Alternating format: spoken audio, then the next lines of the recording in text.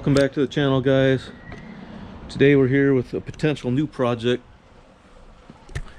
You guys let me know what you think. If this is something you want to see more of, we'll do more videos and follow it. Is a 1950 Mercury 4-door unmolested car.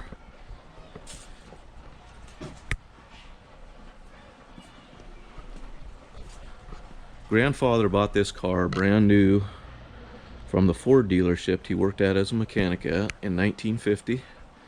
It's been in the family ever since. My dad was given the car when he was 18 years old. It's not in the greatest shape right now. As you guys can see, it's been sitting for quite a while. But the last few years we've been starting to do some work to it. We've gone through all the brakes, replaced the brake lines, all that. All the chrome work has been redone a few years ago.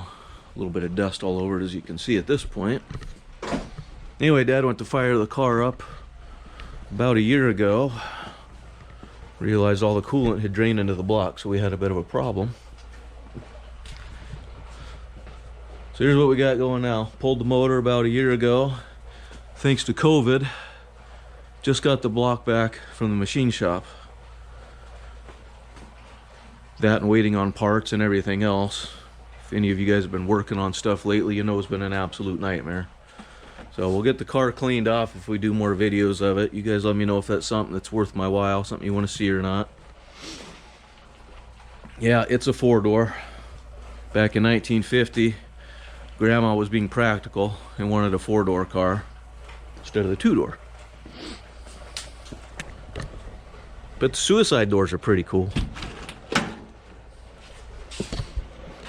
So anyway, the car's not going to be hacked up or molested or anything like that. Hopefully we'll get some new interior and paint on it at some point. Other than that, we're just trying to get it back on the road. Put 2-inch lowering spindles on the front. Like I said, we've been all through the brakes. All the chrome work's been refreshed. Just trying to get this motor done and get it running again. Here's the block fresh from the machine shop, all cleaned up. Took forever to get that. Pester them just to get them to work on it.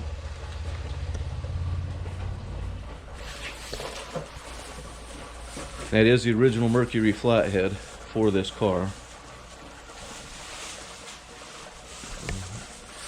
Parts all over the place. It's been sitting, like I said, about a year now, so we're gonna have to clean things up and go back through them. There's the head gaskets that had failed. That was the reason the coolant had drained into the block. So anyway, we're going through it all now that it's out and get it all fresh. I got a new cam for it. It's got new pistons for it. All sorts of flathead goodies for it. There's the Offenhauser heads. The tri-power, all been blasted and cleaned up and fresh, all ready to go back on.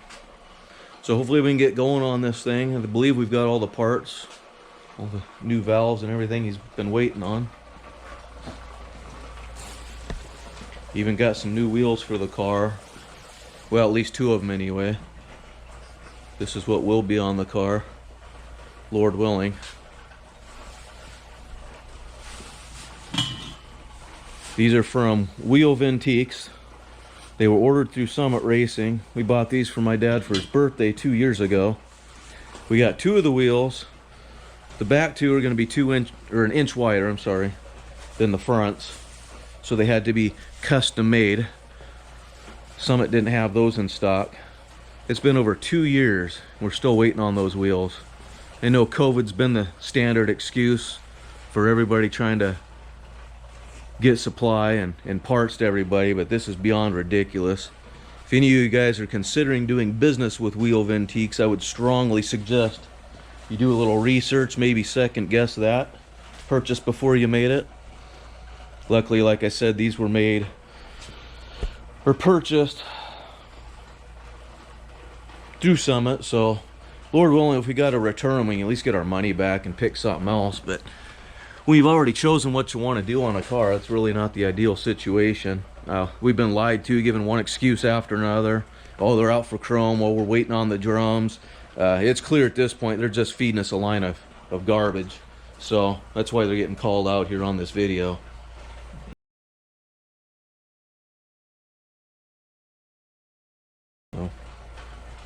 hopefully they'll come through. The most recent deadline they gave us was about middle of November here, so that deadline is fast approaching. We'll see. I'll keep you guys posted on that.